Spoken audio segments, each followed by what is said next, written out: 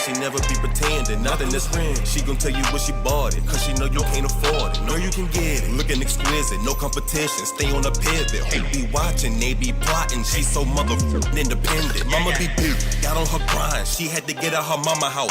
Daddy be tripping, now she be whipping. Ain't no more on granny couch. Fashion over, got that air looking different. Make me wanna put her. Hello and welcome everyone to the E-Spot with Camille. I am your host, Camille Cower, and I'm so excited for you guys to meet today's guest. He went from gangsta rap to Hasidic Orthodox Jewish rapper, and I just can't wait to find out how those two worlds came about, because you went from D Black to Nissim Black. So tell us, how did that transition go about? And thank you for being my guest today. Thank you for having me on first. And the transition was very a very interesting one, but it was very, very much so difficult. It wasn't as fast as you just said it, right? So No. it was Which took a couple of times. Right. It definitely was a journey. You know, really, I just I've always had a very, very deep soul, very, very deep soul. Always been, and I've always been interested in knowing more about God, knowing more about the things that we can't see. I've always been that type of person. So this will manifest itself after I found myself into a world of just complete darkness in the other rap world, the more secular rap world, and running with street guys. I was a part of a gang as a kid. By this time, I wasn't so much gang banging, but I found myself back in these type of environments after, running away from it the first time. Found myself back into this hole, and I ended up in a kill or be killed situation with another rapper, and that made me really start thinking, and it made me reflect on God and the things that were really important for me in life. And so after I was able to settle that situation and put that beef behind me, thank God I'm alive, the other person's alive. And after I realized that the coast was clear, so to speak, I started to really evaluate my life and the way that I was living. And I just went on this journey of trying to find more, just like more than what I knew. and my knowledge base was pretty well in terms of Islam. I was a Muslim as a kid. My grandfather was a Sunni Muslim. I converted to Christianity. I was 13 because of I was a part of a missionary group, and Judaism happened when I was away from everybody, when I was just alone, and I was able to pick up the text for myself and start doing my own research. And I fell in love with the Bible from a different perspective, and I wanted to go deeper. I wanted to know what things meant. What did they mean in Hebrew? What book, what language was it written in? Who was first? Which religion was first? How did this happen? How did it come to be? So I started digging very deep. And I think what happens is, naturally, as a person, at least I know for myself, as you make a transformation, everything about you makes a transformation. Not even as extreme as, and I say extreme only to say that it's not something that I was familiar with seeing, obviously, growing up, somebody convert to Judaism, right? But not even as extreme as that. It's not very common in the Black community as well. Right. So even on that standpoint, to go from, it's like so many different transitions with that in different language as well. So it's so interesting to hear it directly from you, how you went about it. Yeah. Right. So you naturally begin to change the way that you think, the way that you talk, the way that you speak. Even if a person, say he goes he becomes a stronger Christian or becomes a Christian, even then the language of a person changes. It goes from street talking to church talk. Things start to change about the individual. So going to Judaism, everything starts to change. And so the natural progression was that the music also changed. D Black no longer is around, and Nissim comes. As I made my transformation on the inside, it started to reflect outward. Yeah, and speak a little bit about how that transition was, as well, in the sense of, like, I feel like hip hop has changed a lot as well, where it used to be a lot more that it was explaining what kind of circumstances they were trying to escape, right, or even make it more fun. And so, like, today's music, it's emphasizing all the wrong things. Like, it's promoting such negative stereotypes and kind of encouraging that kind of lifestyle. And your music is so different from that. Was there ever any pushback or any, I guess, from your team or so on, like, don't go religion, stick with Mhm. this is what sells, keep doing the gangbang stuff, like, Right. was there ever that conversation had, and how did you bring them over to the lighter topics? So it was very interesting because when I decided to change initially, nobody really knew what was going to happen, you know? I think the first thing that really like had influenced me was not to necessarily say that the record was so positive, but there was a record by Little Brother, Fonte and Pooh. They From Raleigh, North Yeah, from Carolina. North Carolina. I don't have too much Yeah. of a connection. My grandmother was born there. Other than that, but yeah, Oh wow, yeah. see, who knew that So same. so that when that album came out, I think it was their last record together. I don't know, maybe they put one out since I stopped following, but it was called The Get Back. And I remember hearing that record and just like falling in love. It was like I re-fell in love with hip hop.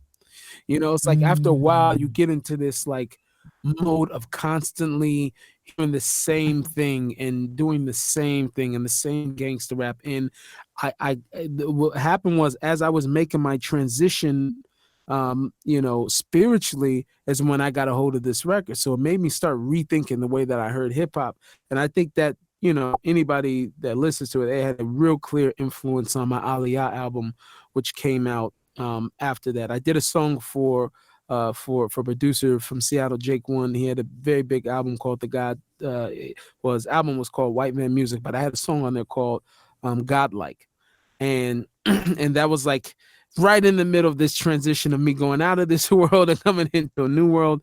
And I dropped that Yeah. record by him, and it was actually a very big record. He had Busta Rhymes on there. He had Young Buck. This is when he was still in G Unit. There was a lot of big names. Little Brother was on there. Pharoah Monch. It was like a real opportunity for me.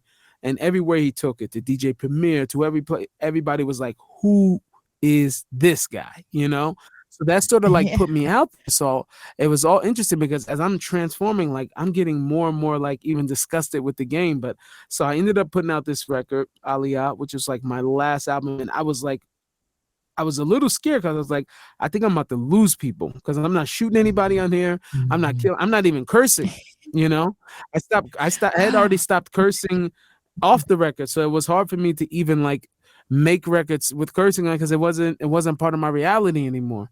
And I've always been like that. I always Mhm. want to be where my reality is. And so I put out that, and I was so shocked to see how much more people loved it, how much more fans I had, how much more people appreciated it. So it was very, very interesting. And that record, which I thought was going to be my end, so I did like my retirement party. I thought I was done until like God like called me back to music again. And then and even when I came back, people were just like at the beginning, it's like I think this is just a little too positive. And you gotta go Wait. through it. So that was my Yeah. critique. I'm happy it was that than something else. But and then after a while you find your way and you find your audience and you look for the people that want to hear what you want to talk about. So Mhm.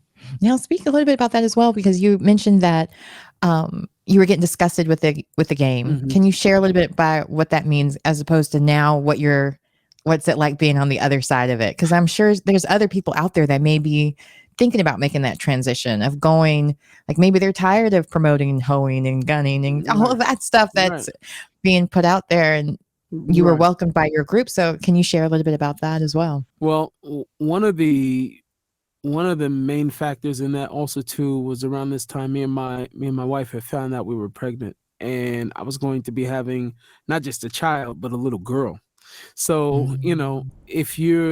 if a person's at least sensitive enough to realize that, the things that you're saying is not only going to affect your own kids, but then it makes you start to think about what about everybody else's little girls? What about everybody else's kids? And so that became a big factor for me and how I made music because I had to start thinking about people's children. I started thinking about my children. What would I want them to hear? What would I want them to reflect in? So, and at that time, like I said, I just got so disgusted because, you know, it was the same thing over and over and over again. You know what I mean? It's just about how much money somebody had. And I don't think it was so much the repetition. It was just much more so like what is this doing for me? How am I going to advance as a human being when I turn this on? You know what I'm saying? What does it make me feel? And if it's not Mhm. inclining me to do something good with my life, then why include it in my life? It's like literally listening to that, to modern hip hop music. Not I'm gonna say modern, just modern hip hop music that is going along with the crowd. Everybody knows what type of music we're discussing. Like that is Mhm. like inviting and having bad company in your life, telling you constantly to Mhm. do the wrong thing. No matter if you Mhm. as a person may have a different way that you would like to do things, you're constantly putting bad advice, you know, um, um, bad Yeah. ideas. Yeah. All these different things are constantly being in your space and your environment every time you indulge and involve yourself in that music. So since I wanted to elevate myself, I no longer could listen to this. I can no longer stomach it anymore because it just wasn't in the same direction of where I was going. No, I love that because I always mention how words have power. And when you just keep repeating those same negative image, same words over and over again, if you're just singing along after a while, you're like, wait, why am I screaming this or dancing around to this? This isn't the Right, kind of image I would want my child to emulate, or better right, yet, would want for someone to stereotype me as just right. based on this kind of music. So hats off to you for that, because Thank you. I love that you noticed that and wanted to make sure that there were other options so people weren't stuck with only listening to same type of music that, like you mentioned, Right, with just giving them bad advice and bad information. right, Because with all of that information, if there was even, because I feel like there's a lot of mainstream that promotes negative. It's not just hip hop, like country music promotes drinking and right, cheating and so on. And then with rock music, it's the rebellion as right, well with that, or even with love songs where they're suggesting stalking and so on. right, So there's a lot of that in a lot of different music. But the point is, like, hip hop tends to be the music of the youth. And so it's one of those things where,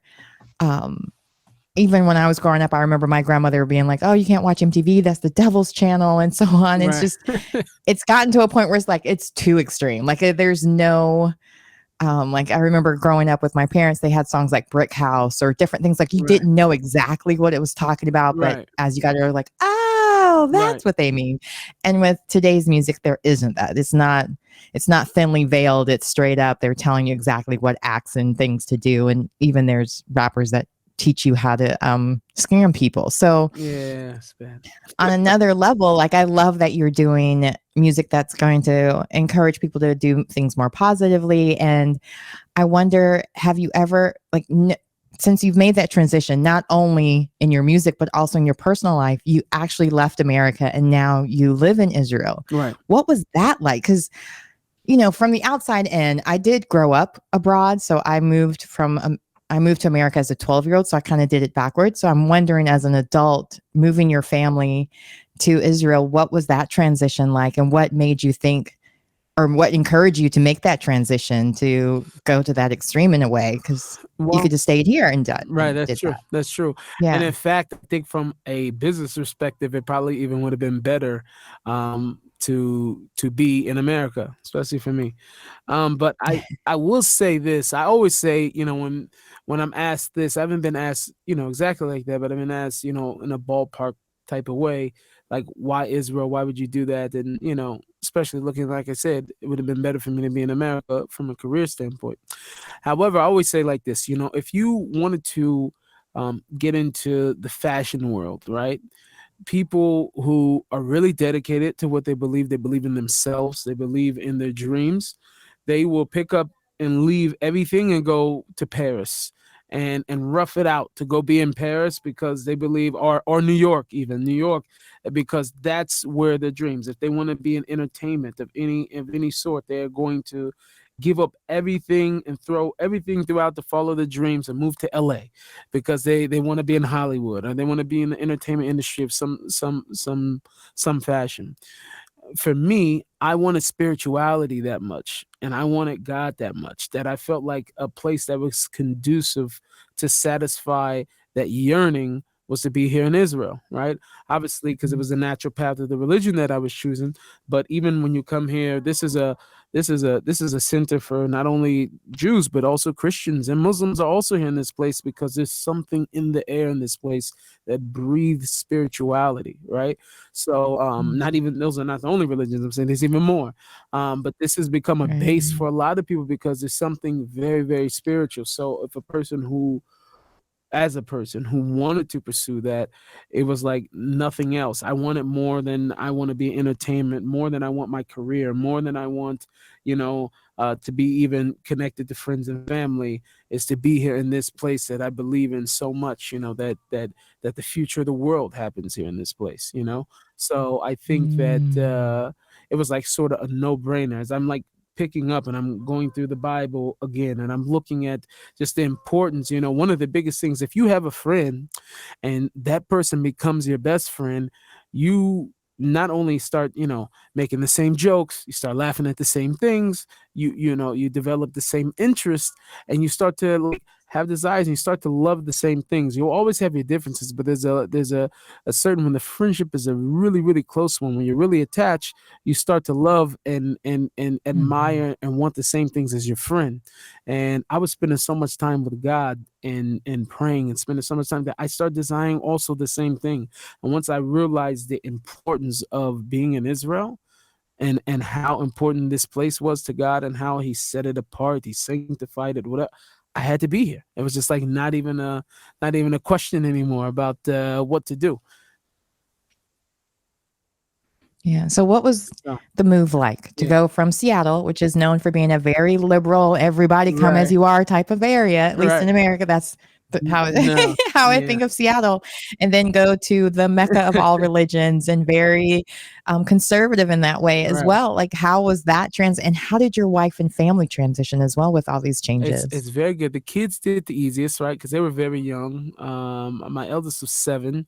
Next after her was a 3-year-old. So the rest of the kids down, I had 4 at the time when I moved. We had 2 that were born here.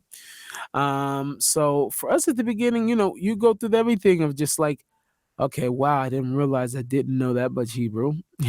So you're trying to get, and like you said, it's just a major culture shock of just the whole way. Like I always say, like, Seattle is very passive aggressive, you know, very like Mm. everybody come as you are. We love everyone, or unless you don't love what everybody else loves, and then you're like the enemy.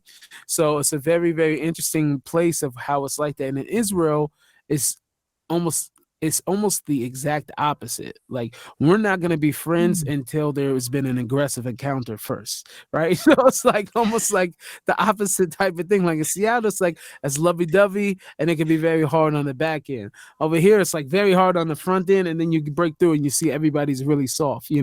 So it's a very interesting Okay. culture shocking and getting used to certain things, getting used to personal space. Especially in the more religious circles, it's almost like there's such a brotherhood that everybody's just bumping up against each other all the time.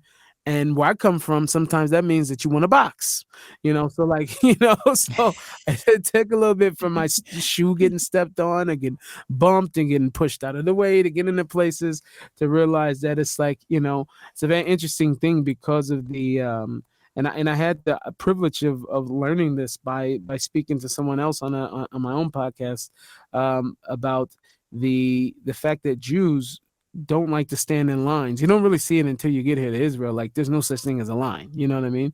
There's no single file anything. But because of the Holocaust, standing in line to the gas chamber, and the trauma that there's done to people.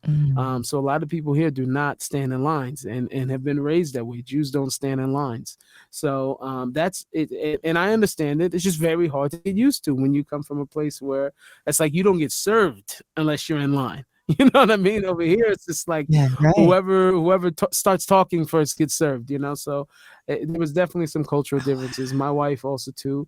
But I think she even adapted much faster than I did, and I also had to adapt Yeah. to being well known and being famous, which I didn't also expect. I left Seattle as like, man can't be a prophet in his own hometown. I was just a regular guy. I went to Israel and have reporters at my house at 10 o'clock at night, banging, trying to get interviews. And I had no idea to expect and what I was going to walk into neither. So I had a lot of extra adjustments to make. Now, were there any adjustments as far as race as well? Mhm. Because I would imagine that that would be a big difference as well for not just you, but also for your wife as well. Yeah, Like, what was that like? absolutely. That has been like an interesting journey because in America you don't get that as much, which you do, but you don't. I didn't catch it really till you get over here, and it's like people are very, very, you know, closed off and only have been in their own neighborhoods and only seen their kind. So like I always say, like if you encounter racism in America, that's usually attached to like, 400 years of a way that people have been perceiving you. It goes into the way that you've been portrayed in the media, the way we allow ourselves to be portrayed in the media. All of those things Mhm. contribute to why a person has a certain prejudice towards you. In this world, you don't need all that. You just need to show up and look different than everybody else. That's it. You know what I mean? And it's already nobody here knows about slavery of it. You know what I'm saying? I'm sure more in the non-religious, what I'm saying, but like, in the circles that I encountered, people had no idea how black people got to America. You understand? Like they have no idea. They're just like, you look Mhm. different than me, and I'm calling it out. You know what I'm saying? How'd you get here? And it's things like, for me, I don't get as much because, like I said, a lot of people know who I am, but my kids have to get it from other kids. Kids are very cruel. So there's a lot of damage Mhm. repair that you have to do there and educating the parents that like, okay, I know this is Israel and everybody's just rough, but like this can damage a kid if they're growing up, if they're being called names and they're like, and they don't even think like that Mhm. because it's like, everybody gets bullied, man. It's okay. Like, and it's like, no, stop. No, you cannot do that. You need Right, to right. teach your kids that they can't, behave this way. So, it's definitely been Mhm. some adjusting and working that out in your mind that where it's coming from because racism and dealing with prejudice from people. Sometimes if a person, our first natural instinct is like, boom, I need to handle this, I need to go, and it's like, first let me figure out where this is even coming from, and it takes a lot of prayer and a lot of Mhm. working on yourself to get to that place to realize like, why would the person even not know that it's not okay to say something like that? You know what I mean? So we Right, definitely had to right. deal with that in major ways and sit down with rabbis. The interesting thing is like, it's lay people. The more and more the person is really connected, meaning that they're not just religious on the Mm. outside, I mean they're really connected.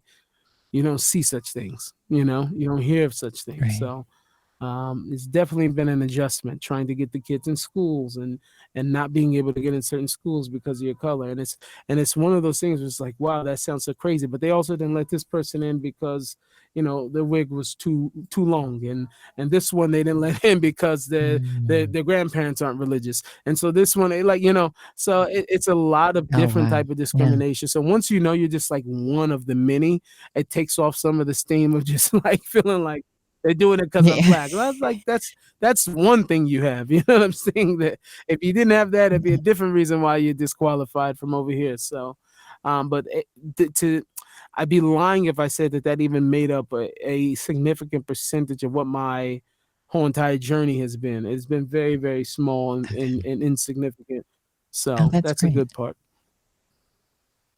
That is good because I was curious about that because of the timing. Since it was like 2016, I read that you moved over there. I was like, well, that was a lot of stuff was going on here Right. with race relations as well. So I was just Right. curious if there was any of that that led you to want to hurry up and leave, No. or also how you were received once you got there. But definitely being a VIP helps, no Yeah, I guess. matter what side I of the guess so. equation you're on. I Yeah. would say on that though is like Hmm.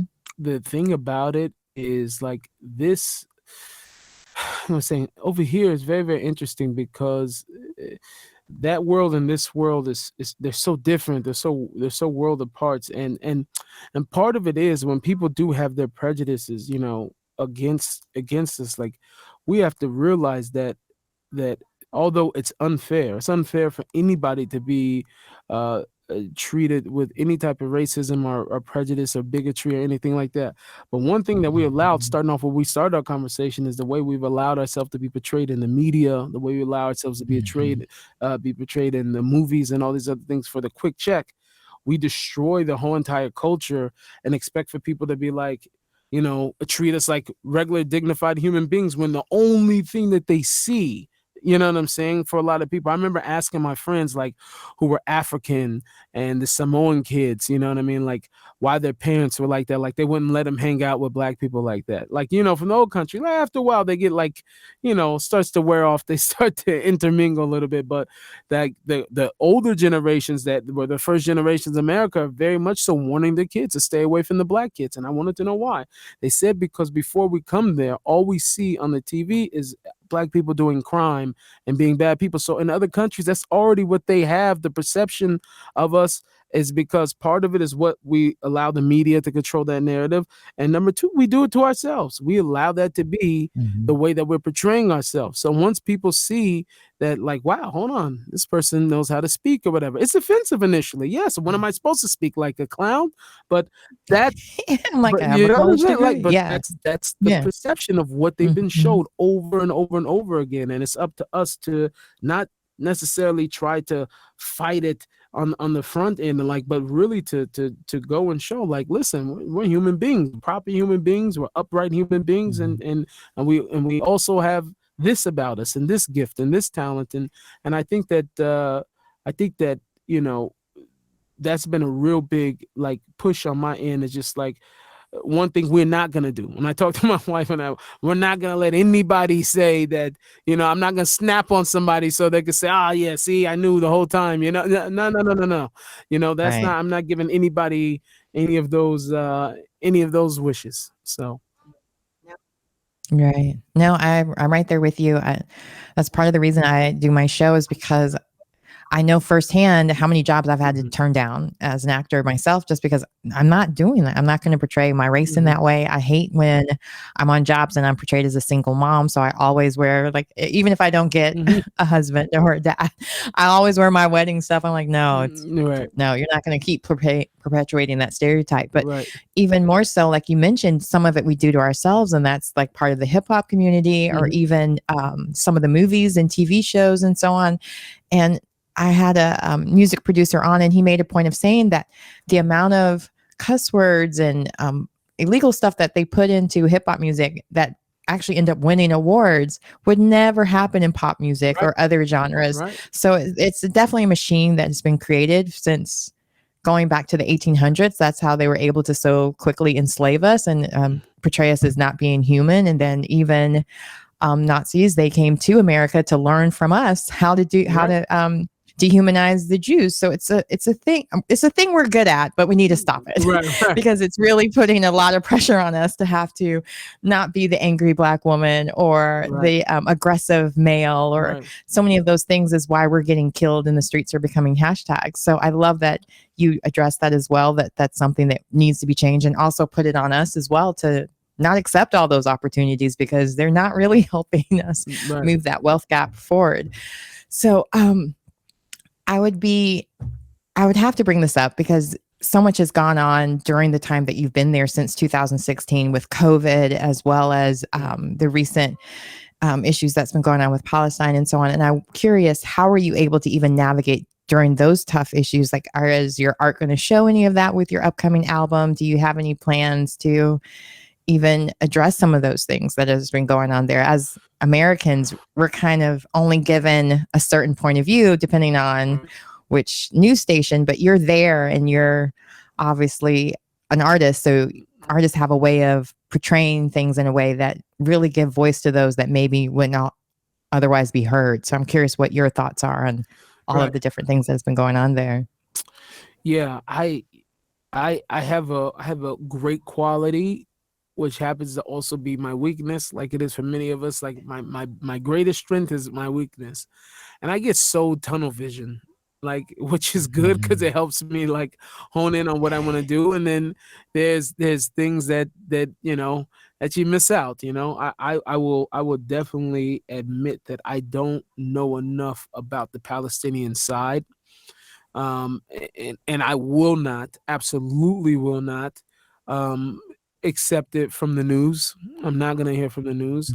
What I have been able to glean has been from writing with taxi drivers. And I asked them the questions, and I've got very mixed reviews, to be quite honest. It's not so clear in terms of of even the origins of where the Palestinian people come from, the connection to Israel. That's not so clear. I just wanted to hear from the people. So I'm gonna ask Right. the taxi drivers that were taking me when I spent my first 2.5 years. I was here in Israel. I lived in Jerusalem. So now I live in a predominantly Jewish area. So any taxi driver, I have a car now, but at the beginning, the first 2.5 years, I was taking taxis, and I didn't care. Some people were very, had fear, and so they would only ride with Jewish driver. I rode with whatever. I would order a taxi from whoever, and I would get in and I would start asking questions. They asked me questions. I want to ask them questions also, and but I Mhm. didn't get a sense of a I got a sense of people feeling like, and nobody had to hide anything from me because you know I was from America and they see me as an American, and that was a great opportunity to ask a person who's genuinely asking you questions. You can say and give over whatever you felt was important, which you felt was from your heart, or any propaganda or whatever you wanted to. But what I got was from most people was just a sense of like, this is just some straight up government, them going back and forth, and it don't have nothing to do with the people, and that's that Mhm. was what I was able to glean from most people. So I feel like, you know uh, whether it's our side, it's their side, whatever the case is, I think that these are the powers that be stirring this up, allowing this to unfortunately people lose their lives. I'm not saying that everything's 100% wrong on the news, but I'm just saying that a good amount of it I don't think is really trustworthy. I know that I was in a karate class with my kids, and all of a sudden the sirens start going off and we hear boom and we have to run to, like, that's my reality of my situation of what we had to do. And for a few days we were, on edge. We had to fill up our shelter. We all have a bomb shelter in our houses. Most houses do.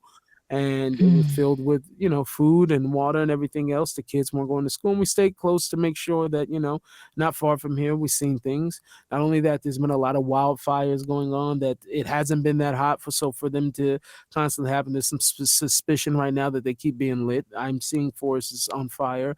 I spend a lot of time out in the Mm. forest to go meditate, so I've already seen a few fires, near me. So this whole thing is like, is really, really tough, and I think it's way too complicated to be sold in a story on the news as if everybody knows exactly what's going on without dealing with the people. It's like, it's just to make great press. So for me Mhm. personally, like I said, I'm not gonna say that I know everything about this conflict, because I know what's going on. My tunnel vision tells me, right, that at the end of the Mhm. day, Mhm. that the indigenous people to this land is written out, and the whole entire importance of what this land even is because of the Bible. Whether a person believes it or they don't believe it, the only significance of this land, it doesn't show up in the Quran.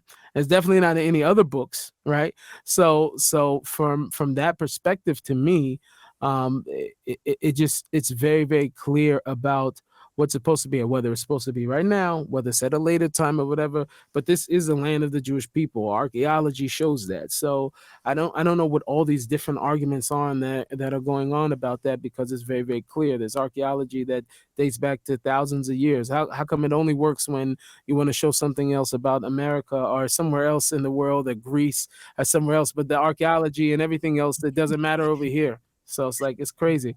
So that's pretty much my take on it. I've pulled up to sites. I remember coming home one day and hearing rap music, and it was all the Palestinian workers that were doing a remodel on one of the houses over there. They do a lot of the building work and different things like that, and they were all listening to my music. So that was a wonderful opportunity for me Mm. to like go over and take pictures with these guys or whatever, Palestinian guys. So it's like, I don't really think, I think that it's being sold in a way. And like, how is it that after all this crazy conflict that went on, the moment the peace treaty goes and is done, then all of a sudden all the workers are back in the neighborhood, they see Palestinians again. It's just like, come on, like that quick. They were so upset, and then that quick, it's like, Yeah. it's okay.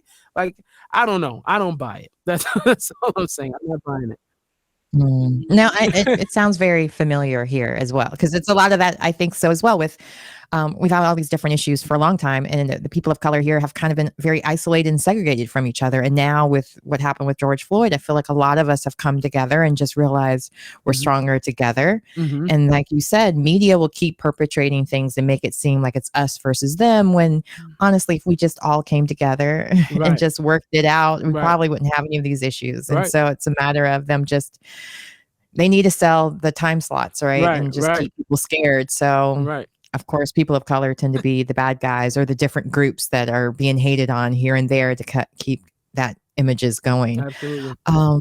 So what is up for you in the future? So I heard you mention your podcast. So you have your different podcasts that you're doing, but you also have a concert. I hear you're getting ready to start traveling again. Everything's opening back up. So that's exciting. So share with us all that's coming up and where we can keep up and follow and come to your concerts and all of the great stuff. Thank you so much. So I do have a new podcast called The Deal. The Deal with Nissim Black. So that's streaming on all the Spotify platforms. And that's been really fun for me. Like, especially like you could just like do it from home. I'm in my studio, I'm in my home. Nobody knows I'm in my socks. But the whole, the whole thing of it is it's like being able to like technology, be able to have great conversations with people. And a lot of people like, where I'm like going out of my way to talk to people where people would have been like, no, that's an odd conversation, so that's really fun for me. Gives me opportunity to be on the other side, because I'm always on the other side of the microphone. And music right now, I'm just working on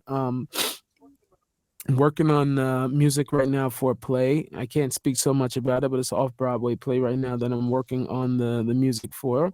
So I'm really, really excited about that.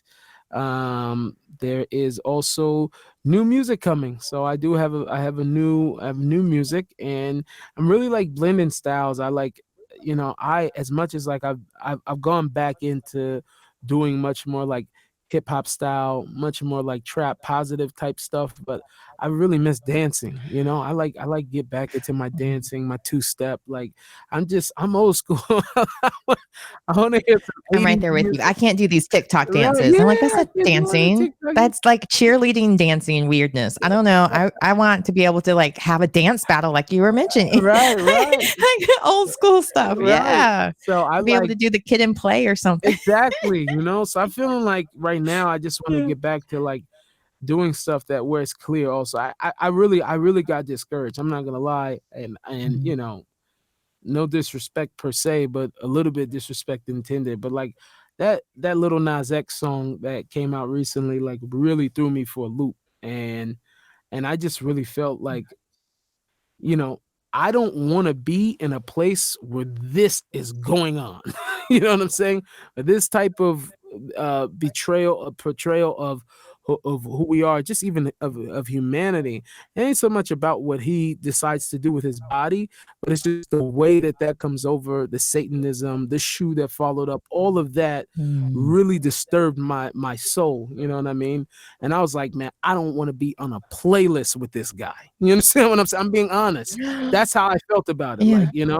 And so I just been really like, just trying to get myself much more. And I mean, like I said, it's a lot of stuff, like, as I mentioned before, but like, that was like one of the last straws for me, and feeling like, man, I don't know what's going to be, but I want to be as far away from that as I could possibly be, And, well, I can understand from your standpoint, being that you are an Orthodox rapper and so on. And I think I actually know the Little Nas X song you're referring to. And I think it was the way that media tried to portray it as well as that it was so anti-Christianity. But I think it's more on the sense of like, for a long time, the LGBTQ community was being beaten down by Christian groups, by different religious groups. So this was like his way of expressing how violent and how vicious they had been towards the gay community. And just, I do think it was a little extreme. Yeah. I would agree with you on that point. But I also know, being on the receiving end of being in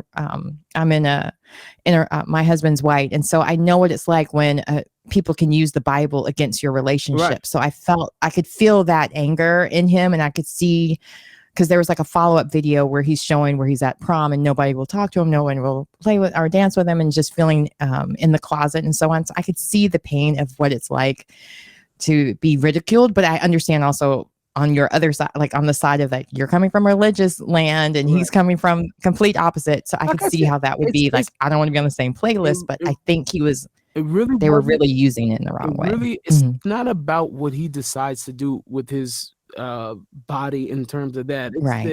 It's the betrayal, the images of the satanic being.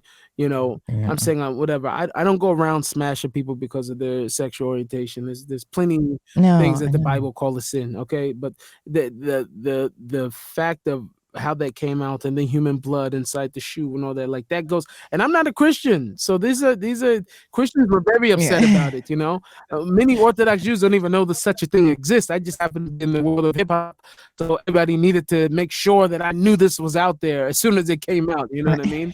And I just felt like these are the things that I wouldn't want my children being involved in, and I don't want, you know what I'm saying? It was a very, very dark, and it was a reminder for me that's not a world I want to enter into. You know what I mean? So that's what I mean. And I agree, because I mean, I felt like it was on the same level as WAP video in that sense, where I was just like, whoa, right. I don't want my kid to ever see this either. You know what I mean? Like I was just like on the same level of it was just a little too crude, a little too the visuals were way too much. I agree with you 100% on that. Like it was definitely not needed to get the point across. But then when I realized what those images were meant, I was like, oh, I can see what he means, but you're making more enemies. Start a podcast, get more man. That's all I'm saying. Start a podcast. You get more honey with butter. Or what is it? You get more bees with honey than you do with vinegar. And that was very vinegary. Like, you're not helping the team. Because I think if he went the right way, you would be like, oh no, he can be on my playlist. But he did it the wrong way. So I agree with you on that. I don't want my kid to see it. He should live a long life. He should be happy and healthy. I was very, very disturbing for me, and that was one of the straws for me. So no, I understand, because I used to do.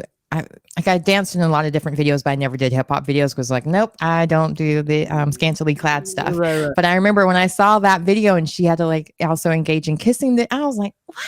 You just show up to work to dance, and next thing you know, you have to have, like, I'm not doing all of that. Like, they have to do too much. Like, they don't pay you enough to do all the stuff that they're asking you to do, or to now your image is in this certain way. And like you mentioned earlier, like, we're all paying for it. And the way that Israel might have portrayed you is the same way Middle America is going to portray us. Or like anytime we travel abroad, they're going to make those assumptions. And one of the joys I had is when I was growing up, a lot of the American TV shows were Dynasty and Dallas. They portrayed us very, very nice. We had a better marketing team, I would say. For sure. Even it was Cosby, Diane Carroll. Even the Cosby, I don't know what he did in his personal life, but the Cosby was a great Fresh Prince of Bel-Air.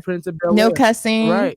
Like you mentioned before, all of that. And it was a positive image, and showing moving from Philly and going to California and the changes and the different cultural changes with that, but also addressing the more important issues that were going on as well, with like racism, abortion, all the different things they covered on that show as well. So anyway, but you also have concerts coming up as well. Yes, I have concerts. So when does that start, and where will you be traveling? Are you July? In America? Yeah, July to start, and I'll be primarily East Coast, just only East Coast, I think, on this trip. And then I think also too, I'll be, as we move further into the summer, almost into the winter, I'll be in Hungary and probably in Europe also too. Dates are all going to start showing up on social media very, very soon, all the dates. But I'll be in New York. I have a show in New Jersey, Pennsylvania, different places in Pennsylvania, and also Philadelphia for speaking engagements. So I'm excited to be back on the road. I don't know what I'm going to do. I miss my family. Like I God forced me to be at home more, right? And now I can't get enough of my family, my kids. Before I got on with you, I was playing Monopoly with my family, like, stuff that, if you wouldn't have had, that's a 4-hour game. You wouldn't have had 2020, that, you know what I'm saying, that you wouldn't have even did that. My son won, but that's only because I had to leave early. But you're like, by default. Let's just make that clear. It was by default. So that's great. No, I mean, I think with the pandemic, it did force a lot of people that were always on the road, or with the music industry, it's a lot of traveling, a lot of things you have to do in person. So it gave you that opportunity to do a lot of things at home. Do you think in the future you'll be able to kind of hybrid that still, so you can still find that time for family time? Because It's got to be. I mean, they're at that Yeah. age because I know you said there were 7 in 2016, and you have 6 kids, so maybe you could take Right. half with you, Right. half with the mom. Just kidding. Right. Well, God willing, there's Yeah. another big opportunity, big acting opportunity that may sit me here in Israel for quite a while. So I'm hoping that that comes for two reasons. It's a great opportunity, and I'll be able to be home and be working with my family. So we'll see. I'm definitely We'll trying break a to figure leg. out more ways to at least, consolidate all the trips so there's not so much sporadic travel. To where it's Mm. just tour at a time, and that that'll give me more time to be home with my family, which I really like to be doing. So Well, happy belated Father's Day on that note. thank you very much. And thank you again for all this wonderful information about what you have going on and how you got here. So is there any advice you would give to anybody starting out, just getting started, whether they decide to go the lighter route of Mhm. being something we can listen to in front of our kids or not, Right. for that matter? I think, the main thing is, I mean, that's all I can speak to is just that, it's a very, very powerful thing. I've said it other times, I'll say it again, that, having the responsibility of having people being attentive to you and listening to you for 2 to 3 minutes of their time, which, even at one point, you have such power over that person, even if over the mood, over their feelings, over their emotions, that you have an amazing opportunity. We all have an amazing opportunity to be able to build and to give more life instead of giving more death. So I think that it's something that's very, very huge, and music can't be taken lightly. So I think that that's always should be a part of the consideration of is how is this going to make a person feel? What is it going to do to advance and to help a person Mm. when you decide to make music? And how would you know, what do you want to do at the end of the day is ultimately to be able to be a person that changes other people's lives, to really change other people's lives of what you're doing. So, I think that that's the starting point. After that, then, it's a lot of technical things of making the right choices with the songs, right cadence, right hooks, right everything else. But those things I think are secondary to understanding like the base and the foundation of it is changing lives with music. Oh, that's great. Well, thank you again for being my guest today. And if there's anything else you'd like to share, feel free to do so now. Otherwise, this has been great. I really appreciate it. Thank you so much. I really appreciate it also. So thank you for having me on, and God willing, see you either in America or here. Yeah, East Coast. Wait, if you have any North Carolina ones, I'll be there. Okay. I'm so ready for live music. Oh my goodness, it's been too I long. can't wait. I can't wait. And knowing it's child friendly, I might bring a new fan with All me. right. Amazing. Amazing. Thank you so All much. right. Well, that was my pleasure. Thanks again. Okay, you too. Have a good one. All right. Well, thanks everyone for tuning in to the E Spot with Camille, and check out Nissim Black. Make sure you follow him on Instagram, Facebook, everywhere, and also listen out for his podcast as well as YouTube. And thank you again for checking out Camille Cower.